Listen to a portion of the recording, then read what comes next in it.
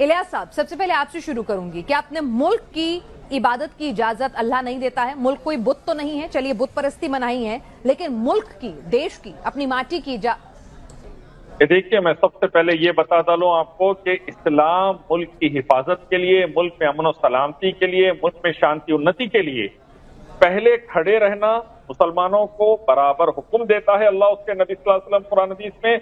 और ये बात का फर्ज ऐन हो जाता है कि मुल्क में अगर फसाद हो रहा है, मासूमों का कत्ल हो रहा है, बाहर की कोई दूसरी जालिम हुकूमत मुल्क पर हमला करके मासूमों को मार रही है, तो दिफा के लिए, डिफेंस के लिए मुसलमान सबसे पहले खड़े हो जाएं।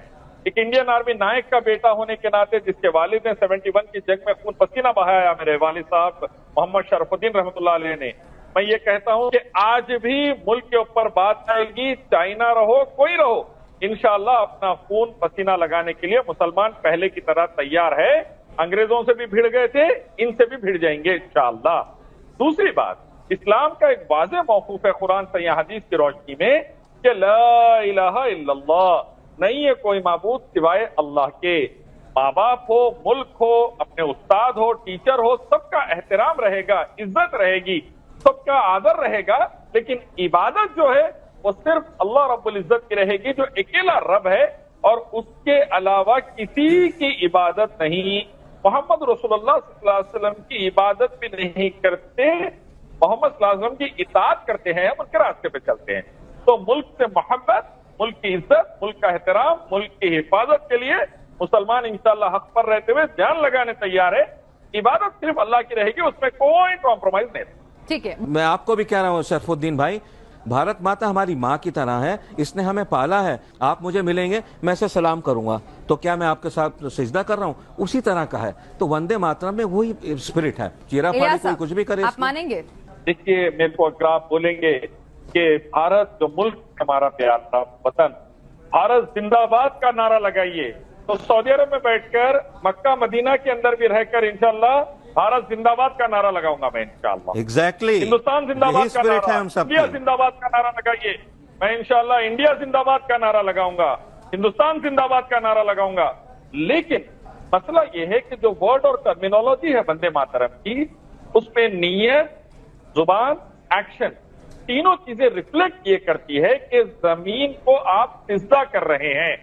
मादरे वतन कहते हैं हम लोग कि ये मेरी मादरे वतन, ये मेरा वतन है जो मेरी माँ के बराबर है। जनरली उर्दू का एक टर्म है। वैसे ही मेरी माँ के लिए मैं इज्जत और एहतराम से जब जाता हूँ तो अल्लाह हुक्म देते हैं, माँ बाप के सामने कंधे झुका के रहो, तो मैं एहतराम के साथ कंधे झुकाकर वालिदैन के सामने रहता हूँ। वालिद तो गुजर गए, वालिदा के सामने रहने की कोशिश करता हूँ। तो वैसे ही मुल्क के आगे एहतराम, मुल्क के लिए जिंदाबाद का नारा लगाना, मुल्क के लिए जय का नारा लगाना, मैं आधी रात तैयार हूं। लेकिन जहां पर टर्मिनोलॉजी में सिजदे का लफ्ज आ गया, सर और मस्तक झुकाने का लफ्ज आ गया, वहां पर मुझे आपत्ति है और मैं एहतियात करता हूं, तो ये कुरान हदीस के खिलाफ। राष्ट्रगान, चलिए भारत माता की जय में आप सोचते हैं कि एक मूरत है और उस तरह का रूप दिया गया है, तो उसके लिए आपको ऑब्जेक्शन होता है, लेकिन राष्ट्रगान में ऑब्जेक्शन क्यों? जनगण मन में ऑब्जेक्शन क्यों? वंदे मातरम में ऑब्जेक्शन क्यों? जिस तरह से फिरोज साहब ने कहा, क्या वैसी सोच नहीं अपना सकता हर मुसलमान?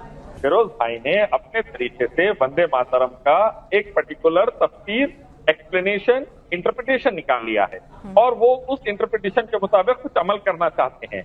लेकिन अगर आप वंदे मातरम का ट्रांसलेशन देखेंगे, भारत भाग्य विधाता का ट्रांसलेशन देखेंगे, हकीकी माने देखेंगे, तो वहां पर साफ तौर पर अल्लाह के अलावा किसी और को ओबीसियंस नहीं, डायरेक्ट वर्शिप की शक्ल दी जा रही। और जब माता की मूर्ति बन गई और मूर्ति बनने के बाद एक कौम उसकी पूजा शुरू कर डाली, तो वहां पर वो चीज और ज्यादा आगे बढ़ गई।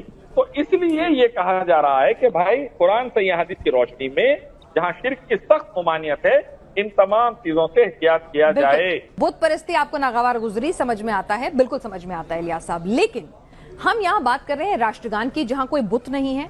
आप अपने देश के सम्मान में, तिरंगे के सम्मान में हम क्यों नहीं राष्ट्रगान गा सकते अगर हम उस देश के बाशिंदे हैं, अपने धर्म मजहब से अलहदा उठकर, ऊपर उठकर? देखिए, मैं आपको फिर से एक बार शुरू में एक्सप्लेन करा और एक बार कर देता हूँ। पूरी कुरान सही हदीस में जिस चीज पर मुसलमान 0.0001% कॉम्प्रोमाइज नहीं कर सकता, वो है अल्लाह के अलावा किसी और की इबादत। मोहम्मद सल्लल्लाहु अलैहि वसल्लम की खबर मुबारक है। मदीने मुनव्वरा में मस्जिद नबी सल्लल्लाहु अलैहि वसल्लम में मैं जाते आता रहता हूँ, और वहां पर उस खबर पर भी कोई सिजदा नहीं करता। दुनिया की कोई मजार पर सिजदा नहीं किया जा सकता, क्योंकि मोहम्मद सल्लल्लाहु अलैहि वसल्लम की खबर पर सिजदा नहीं कर सकता। अल्लाह के रसूल मोहम्मद सल्लल्लाहु अलैहि वसल्लम से बेहतर किसी की खबर नहीं हो सकती कायनात में, और वहां पर भी सिजदा मना है। सिजदा सिर्फ रब को किया जाता है। तो कहीं पर भी गुंजाइश ये निकली कि अल्लाह के साथ किसी को भी एंट्री दी जा रही है पार्टनरशिप की, चाहे मुल्क हो, चाहे माँ बाप हो, चाहे बुजुर्ग वली हो, चाहे गुरु हो, कोई हो, वहां पर साफ तौर पर उनको साइड में किया जाएगा।